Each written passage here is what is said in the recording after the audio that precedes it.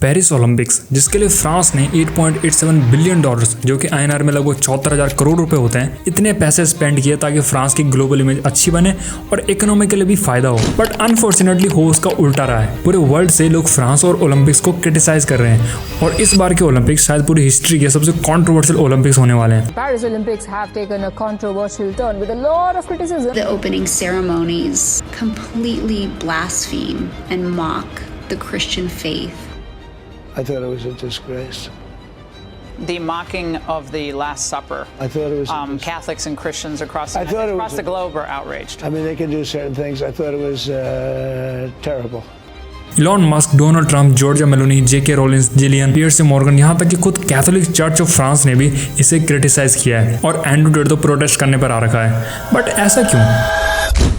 Olympic ceremony usually grand venues या stadiums में होती है, बट इस बार पेरिस ने शैन रिवर पर ही ओपनिंग सेरेमनी की। अब इसमें इन्होंने भर भर के LGBTQ कम्युनिटी को डाल दिया। ऐसा लग रहा था कि ये स्पोर्ट्स इवेंट नहीं बल्कि फैशन शो है, और वो भी बहुत बेकार वाला, जिसमें एक सीन था ये जहां कई लोग पोज में खड़े थे और इसी पर कंट्रोवर्सी शुरू हुई। एक्चुअली में famous painter Leonardo da Vinci ने एक पेंटिंग बनाई थी क्रिश्चियंस के सन ऑफ गॉड यानी जीसस क्राइस्ट की, जिसमें वो अपने शिष्यों के साथ आखिरी बार खाना खा रहे थे और इसी टाइम पर जीसस अनाउंस करते हैं कि उन्हीं का एक शिष्य उन्हें धोखा देगा और आगे चल के ऐसा होता भी है। इस इवेंट को द लास्ट सपर कहा जाता है, बट इसे इस तरह सेरेमनी में रिप्रेजेंट किया गया। क्रिश्चियंस गुस्सा हो गए क्योंकि ये उनके रिलीजन में one of the most important event माना जाता है और इसे इस न्यूडिटी और सेक्सुअल तरीके से दिखाना क्रिश्चियंस का मजाक उड़ाना था। इस ओपनिंग सेरेमनी का क्रिएटिव डायरेक्टर था थॉमस जॉली, जो खुद एक गे है, मतलब उन्हीं LGBTQ कम्युनिटी का पार्ट है। उसी ने ये द लास्ट सपर को इस तरह से दिखाने का काम किया, जिस पर उसने रिस्पॉन्ड तो किया, बट ऐसा लगा नहीं कि वो माफी मांग रहा है, बट जैसे बताना चाहता है कि हमने जो किया वो सही था, जिसे बुरा लगा कोई बात नहीं। उसके अकॉर्डिंग ये ड्रैग क्वीन स्टाइल था। आसान भाषा में मेल्स जब फीमेल्स की तरह दिखने की कोशिश करते हैं मेकअप और ड्रेसेस पहन के। ये क्या है?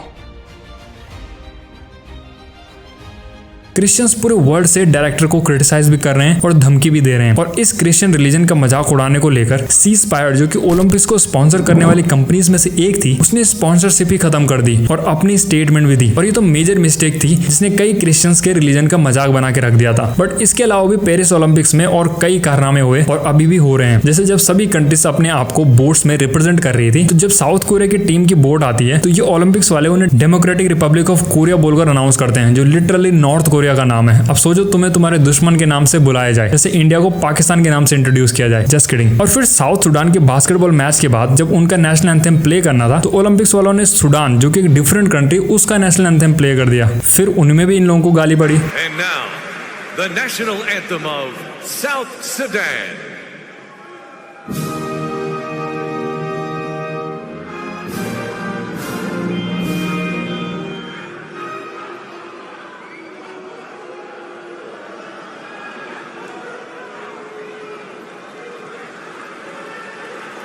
Mesdames, Messieurs, nous nous excusons pour l'erreur technique. Ladies and gentlemen, we apologize for the technical error. Funniest part था फ्लैग होस्टिंग। जब ओलंपिक वाले ओलंपिक का झंडा फहरा रहे थे तो उन्होंने वो भी उल्टा लगा दिया। सीरियसली उनमें से किसी ने नहीं देखा कि क्या चल रहा है। और ऐसे ही 1 अगस्त को एक कंट्रोवर्सी हुई जब इटालियन प्लेयर एंजेलिना करीन की अल्जीरियन प्लेयर इमाने खलीफ से बॉक्सिंग फाइट थी। अब वैसे तो होता ही है कि गेम्स में फीमेल और मेल का डिफरेंट सेक्शन होता है, जिसमें मेल मेल से और फीमेल फीमेल से कम्पीट करती है। अब प्रॉब्लम यह है कि इमाने खलीफ के पास XY क्रोमोसोम्स हैं, जो मोस्टली मैन में होते हैं, और ये क्रोमोसोम टेस्टोस्टेरोन को बढ़ाने का काम करते हैं और फिजिकल एडवांटेज देते हैं। और वैसे तो इमान खलीफ 2023 में ही वर्ल्ड चैंपियनशिप से बैन हो गई थी जेंडर टेस्ट के फेलियर की वजह से, बट ओलंपिक्स में gender taste different body conduct करती है तो वो पास हो गई और इटालियन बॉक्सर से फाइट करती है। बट सिर्फ 46 सेकंड में ही Italian female boxer Angelina match quit कर देती है क्योंकि ओपोनेंट उसे ओवर पावर्ड लगा, जिस पर करंटली पूरी सोशल मीडिया पर ओलंपिक्स के लिए हीट चल रही है। और इवन खुद इटालियन PM जॉर्जिया मेलोनी ने भी इस कॉम्पिटिशन को अनफेयर कहा था। अब इस पर बहुत लंबी डिबेट हो सकती है कि ये सही था या नहीं था, बट स्टिल ये कंट्रोवर्सी बहुत बड़ी बनती जा रही है। और एक केस हुआ लिन यू टिंग, एक ताइवानीज बॉक्सर के साथ, जो फीमेल कैटेगरी से लड़ती है, बट वो भी 2023 में वर्ल्ड चैंपियनशिप के जेंडर टेस्ट में फेल हो चुका था। अभी तो पूरा कंपटीशन बाकी है, कई लोग इसे बॉयकॉट कर रहे हैं और कई प्रोटेस्ट भी कर रहे हैं। पूरा ओलंपिक्स मजाक बनता जा रहा है। 2-3 कारनामे और हुए, पूरा गेम बर्बादी की कगार पर आ जाएगा। बुरा एक्चुअली में उन एथलीट्स के लिए लगता है जिन्होंने कई सालों तक प्रैक्टिस की इन गेम्स में जीतने के लिए, और ओलंपिक उनके फ्यूचर को भी बर्बाद कर रहा है। आपको क्या लगता है आगे क्या होने वाला है?